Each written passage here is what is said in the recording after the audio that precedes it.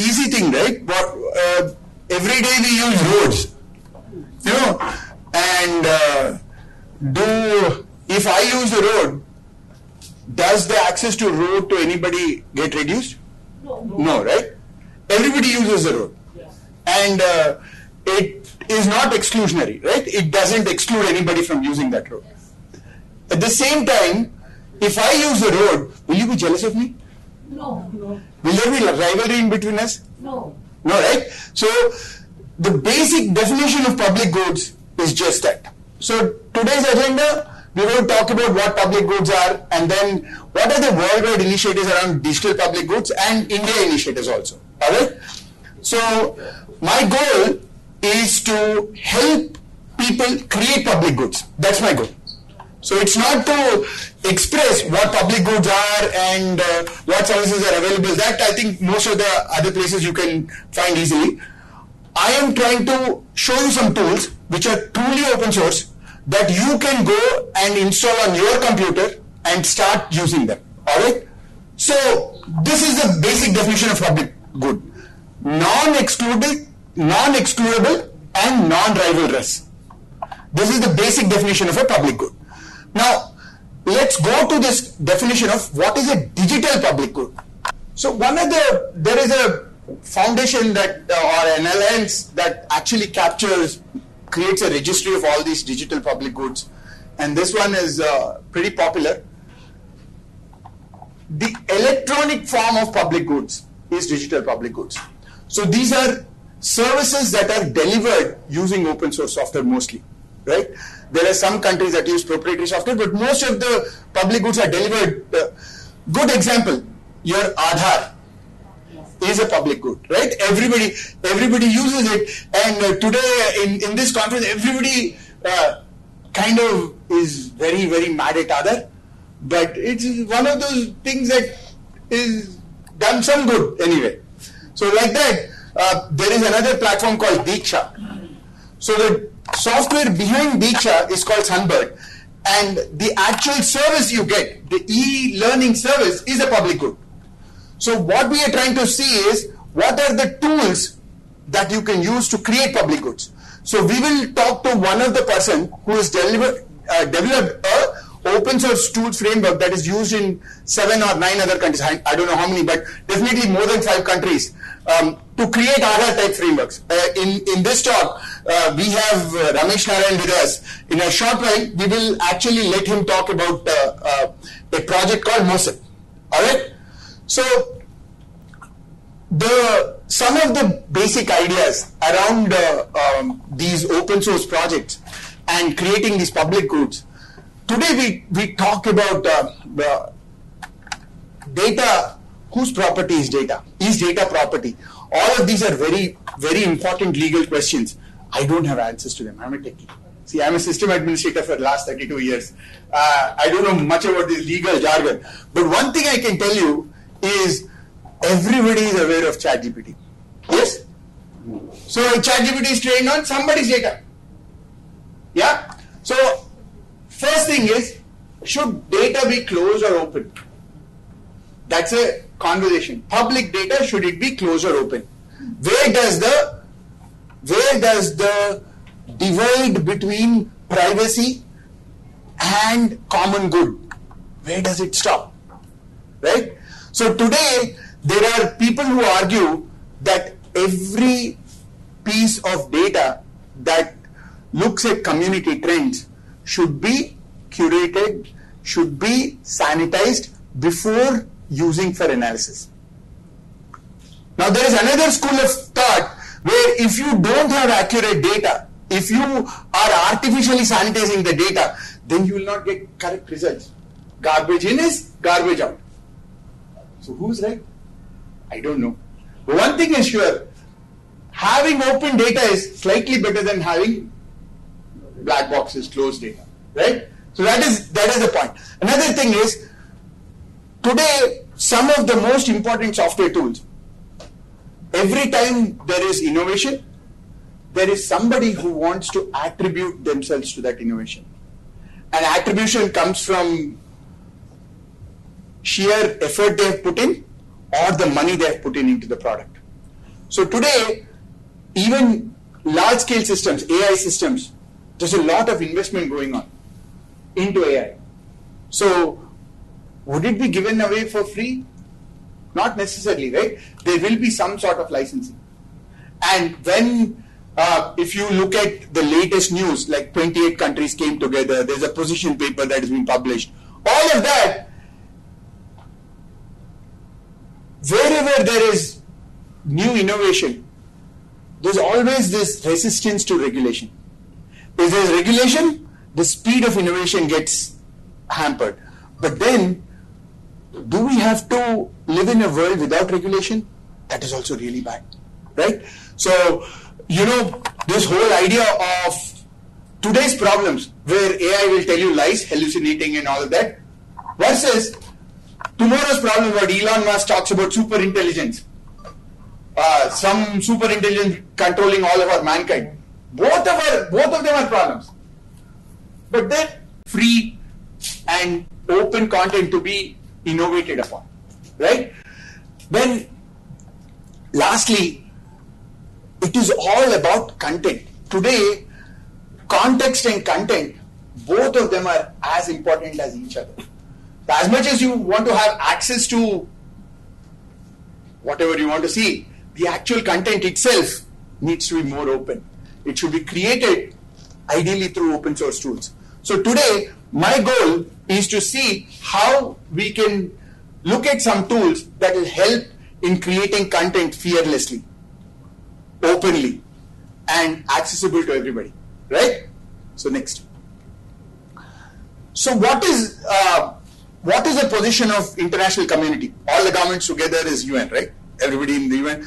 So they talk about digital public goods, and this is directly lifted from UN site only.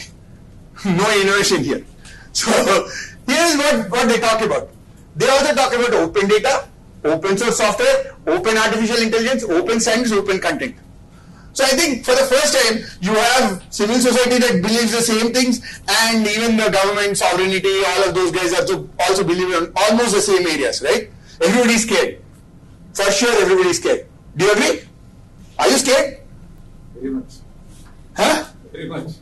So, yeah. So let's try and see how all of this plays into how we live our lives here, right? Some of the easiest things to do. Go next step. So we take great pride, in spite of all of the weaknesses of all the systems that we have, NPCI, Aadhaar, IMPS, all of these are a lot of jargons. But basically what it means is, from 7 years to now, I can actually not carry a purse, just my phone. I can walk around anywhere in my country. Is it a good thing? Is it a bad thing? If somebody takes my phone, I'm stranded, completely screwed up.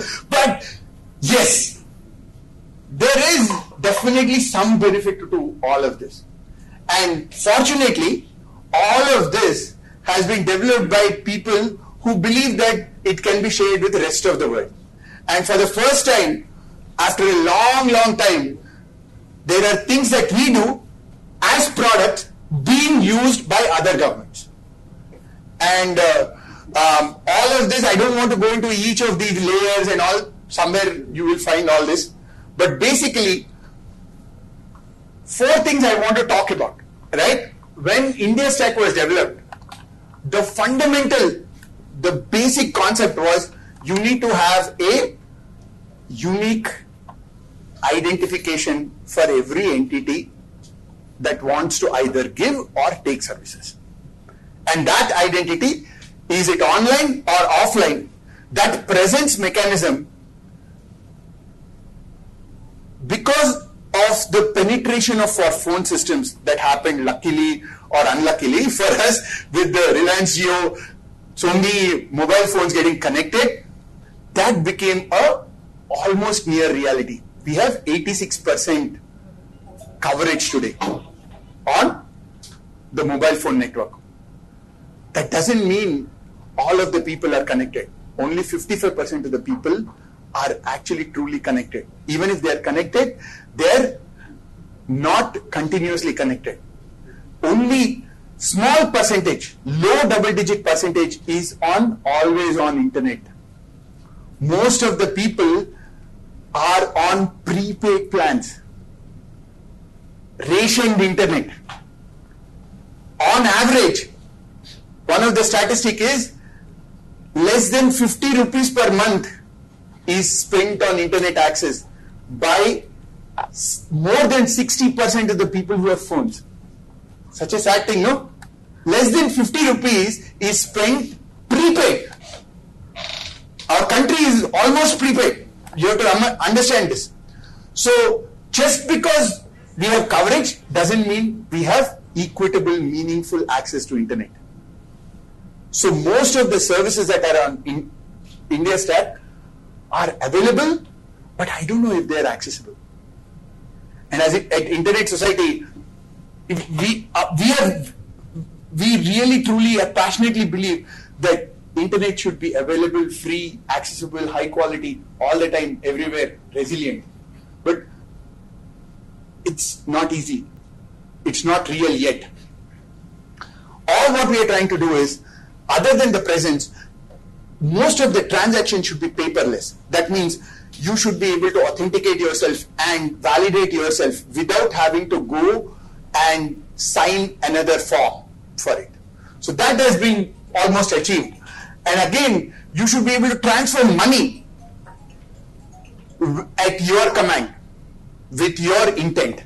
And lastly, you should own your personal data, the DigiLocker, all of that stuff. So these things are very basic to digital citizenship. And India Stack defines that and is able to achieve it to a large extent. I won't say it's efficient. I don't say it is a silver bullet. It's all solving every problem. But now let us hear a little story of how it is in 2003, right? So we are talking about this 38-year-old college-educated person who's in a tier 2 city. What is tier 2 city? Warangal or Karimnagar or one of these cities close by, right? Yeah. So she's a small business owner. She wants to sell her clothing line. Now, she puts all her information in DigiLocker. Very easy to do. Today, any one of you can do this. And then she is going to Delhi. She comes to Hyderabad, goes to Delhi to meet the vendors, and she uses DigiYatra. It's accessible. You can also, if you take a ticket on, it's fairly easy. And then she lands in Delhi. She can hire a taxi, OECN, ONDC, all of these, not just Uber apps. You have normal taxis also accepting digital payments now. She'll pay in digital. Next. At the end of the day, she scans her UPI code, pays the money. She avoids the Delhi traffic. She goes to the hotel and orders food on ONDC, gets her food. And at the end, this is not mine. This is lifted from Times. But I love this whole cartoon, right? So it kind of illustrates what I'm feeling today.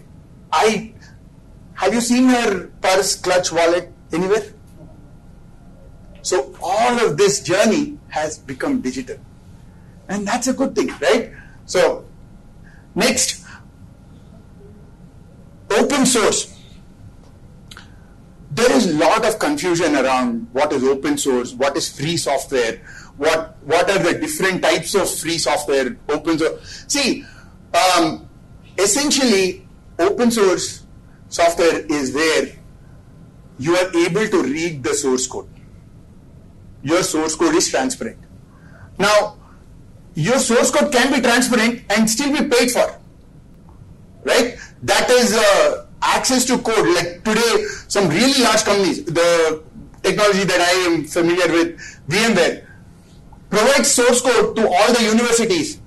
Access to source code is there. That doesn't mean you will be able to use that for your benefit without paying them. So even though the source is open, it need not be free.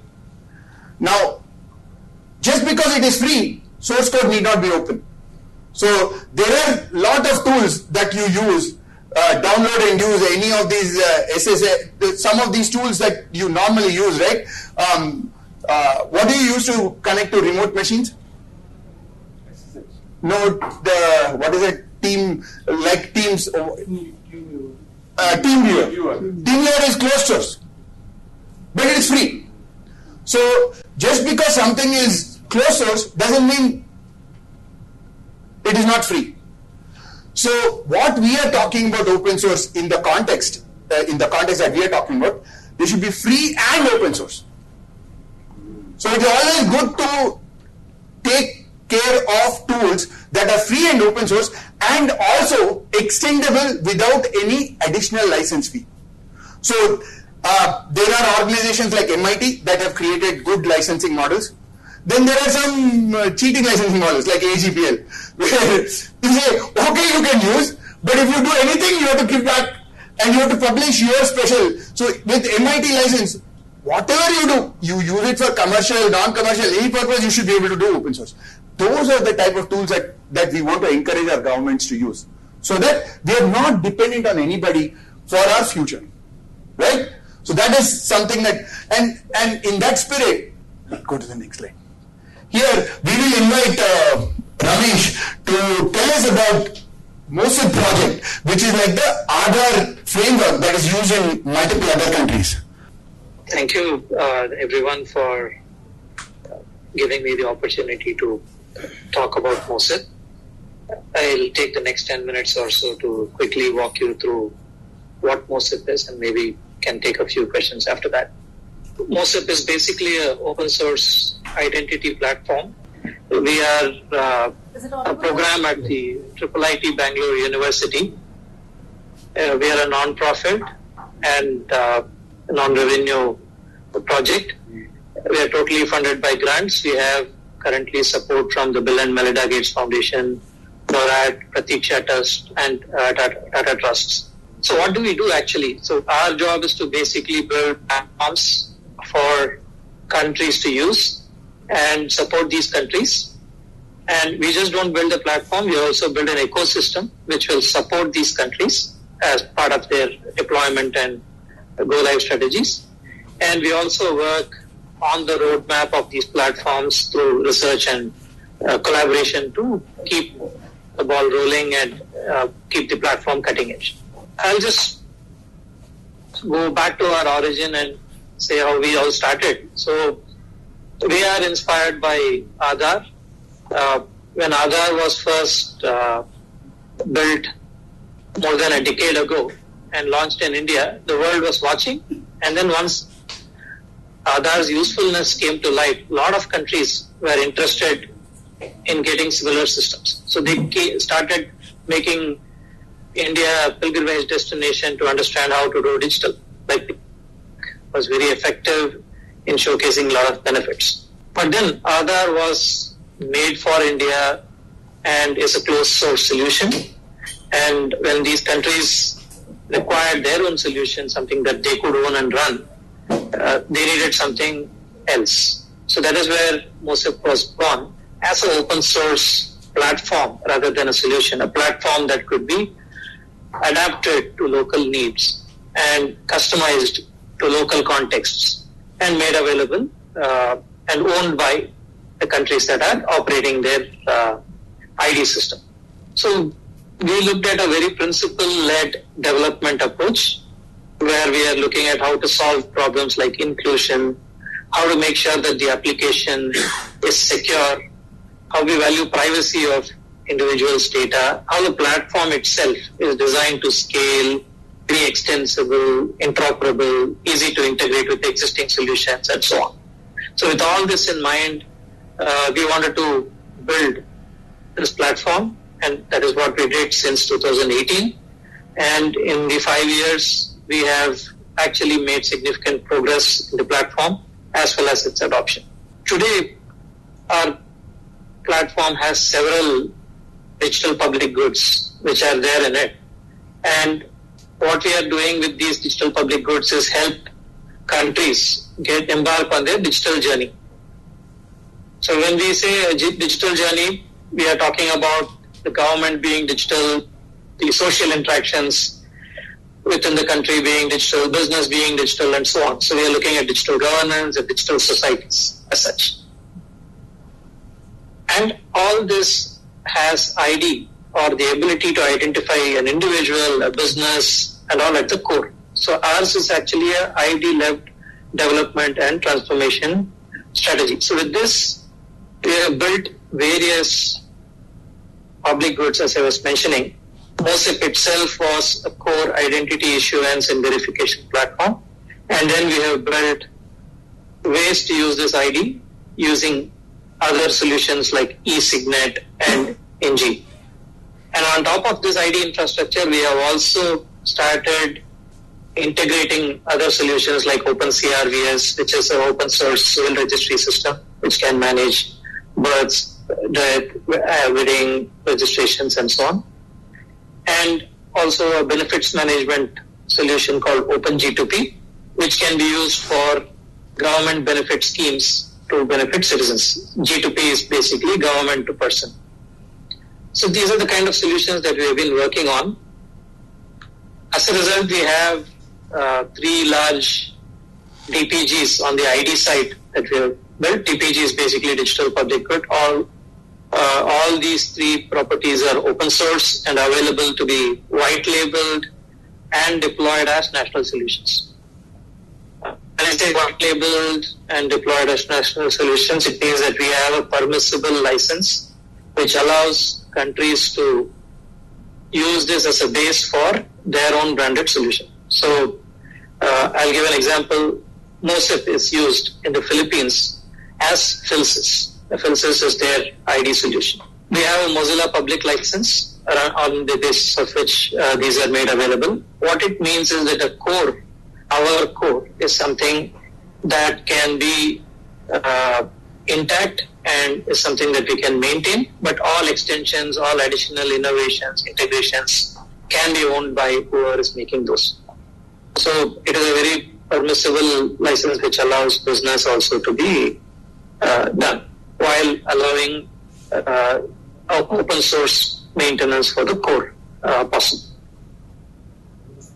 Very briefly, as I mentioned, the MOSIP platform is for issuing an identity, managing its life cycle, updates, change in address, change in communication handles such as email and phone number and those kind of things.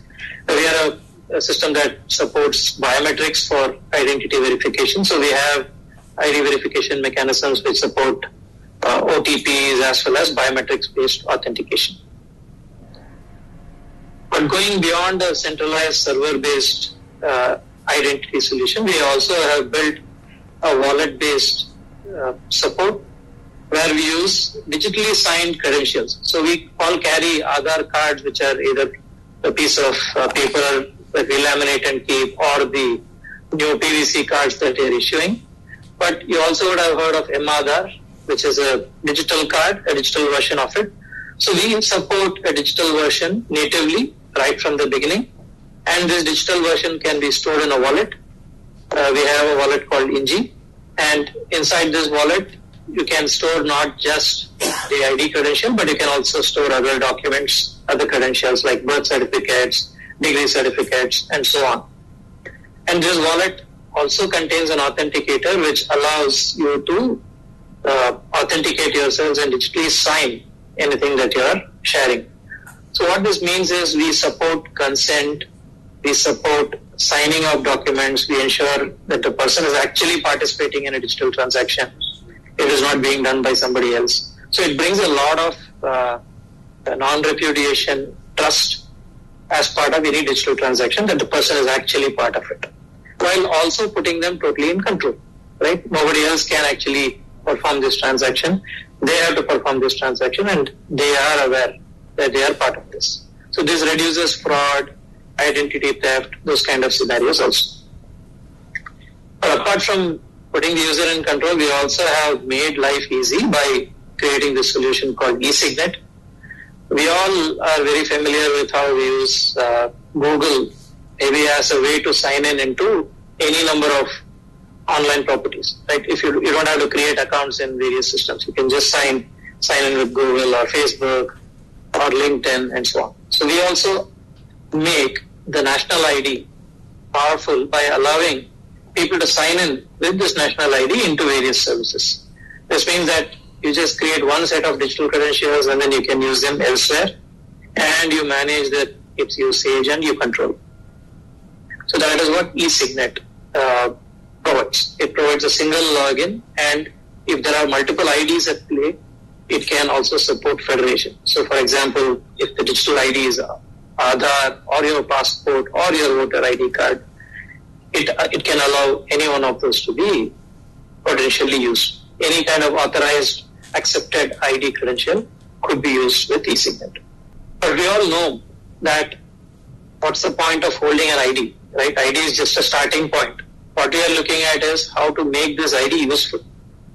We have seen in India that giving a digital ID and making eKYC simple has increased financial inclusion. The number of bank accounts that have been opened, all these UPI transactions that we do, all these have been enabled because things have become simpler, right? And in this process, what we are actually doing is enabling a use case on the financial side.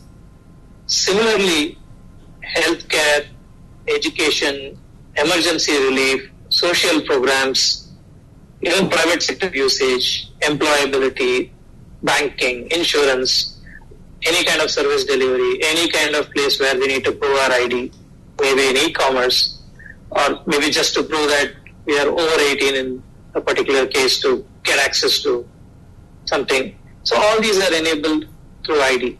So how to use ID, not just in the local context, not just with the government, but everywhere. And not just in the country of issue, but across borders. That's what we are looking at enabling, and we continuously work with various solutions. We publish reference integrations and solutions on how ID can be put to use. At present, our footprint includes 11 countries whom we have actively engaged with. 4 of them have full rollouts at the national level, and 5 of them have pilots that have been done, and 2 more rollouts are actually coming up. We have presence in Asia as well as in Africa. We are also engaging with countries on other continents, but they are not listed yet for confidentiality purposes.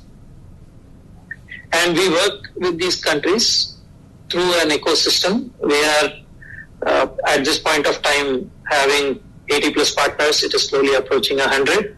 We have multiple kinds of partners who work with us, people who provide biometric solutions, people who do integration, people who do deployment, and so on. So there is a partner program which allows agencies, right from startups to large companies, to get themselves trained with our help and become capable in working with MOSIP, and they can take up different levels of partnership based on their expertise. So these are open to companies in India as well as abroad, and this is what we have built. And this ecosystem is the one which actually goes and implements the pilots and the solutions. We don't go and do the national rollouts ourselves. We are just a platform developer. All right, guys.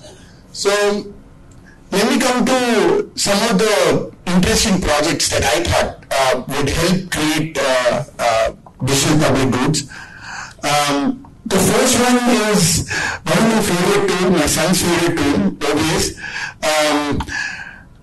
In the positive time, I won't run the entire presentation of how to do things.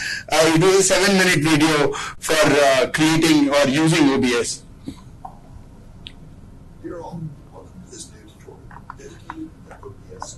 So you can find this tutorial online. I'll just skip it and go to the next.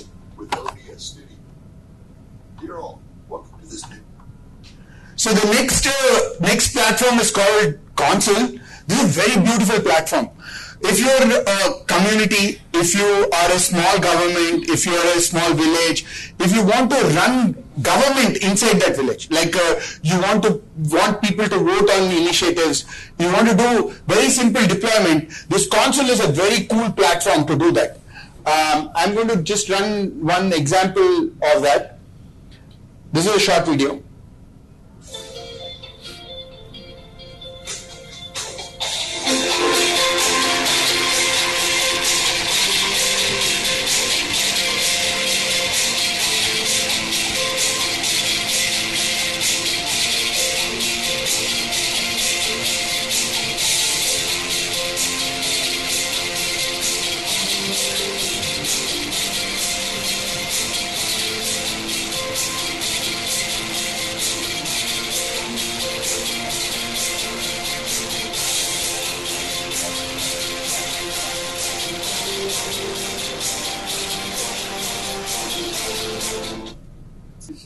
So basically, you want to run your own government, and this is a platform that you can run your government. You can ask for votes, you can put budgets.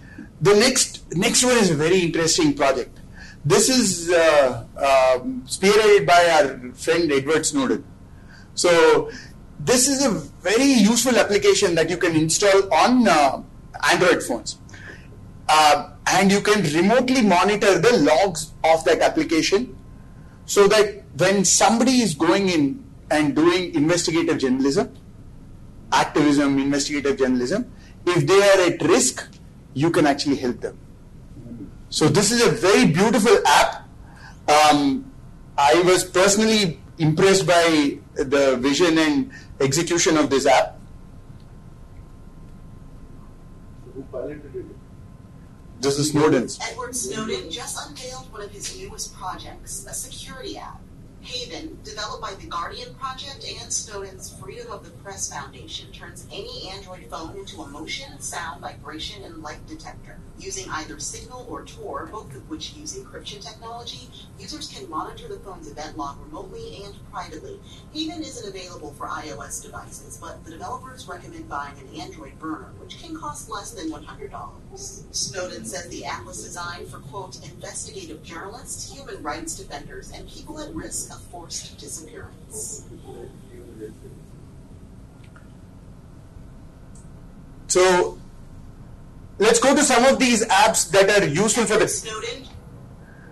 the community, right? Now, this is one of my favorite works of AI.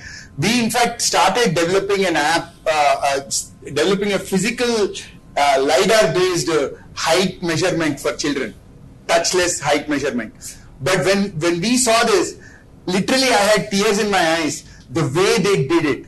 So this is called Children's Growth Monitor. You know, the portion tracker that yesterday people were talking about, they're not focused on child. You still have to measure the child with the tape and all of that. Now look at this, how they have done it. This is really AI for public good.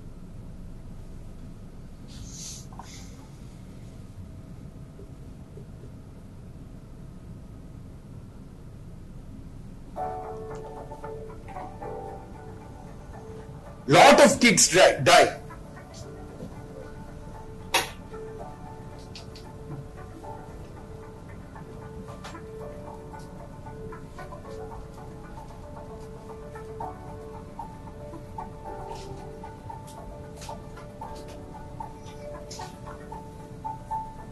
That's how you measure.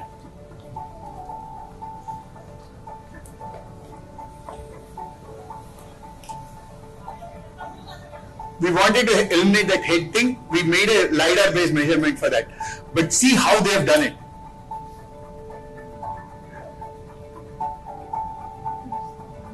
This is accurate to 1.64 centimeters.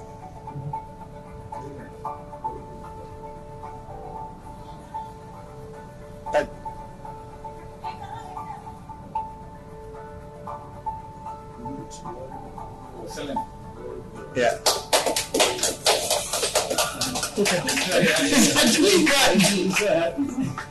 are the parameters you must take us back to the first height? you can actually, because of the mass density, you can actually measure the weight of the person, all of that. It's a complete AI-based learning model.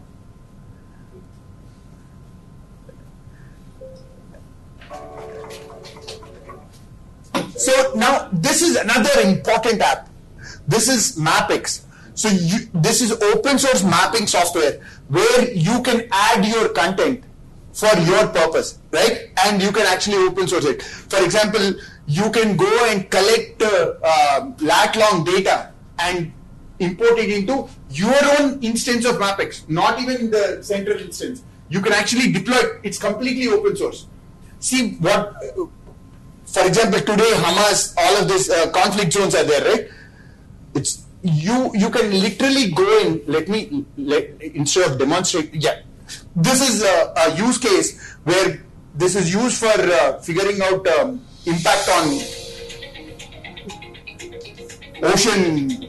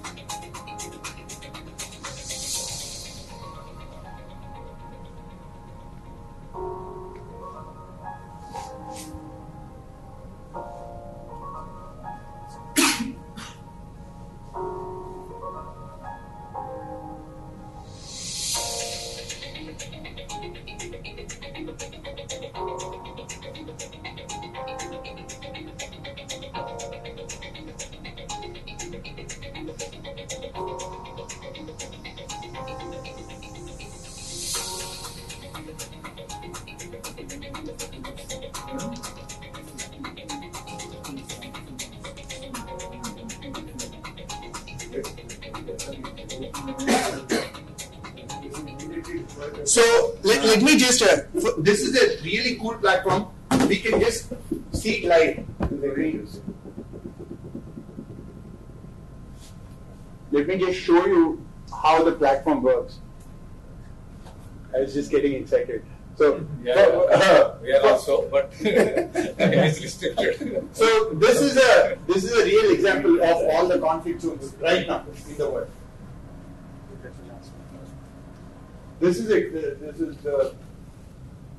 So the last one is Moodle, and this is a LMS system in which you can actually create. In fact, using AI, you can create question banks and all that. I will just a little bit of plug on what we do at Internet Society. We are the umbrella organization for internet engineering and all of the stuff that goes on with helping the internet be a better place. And this is a nice little video about Internet Society.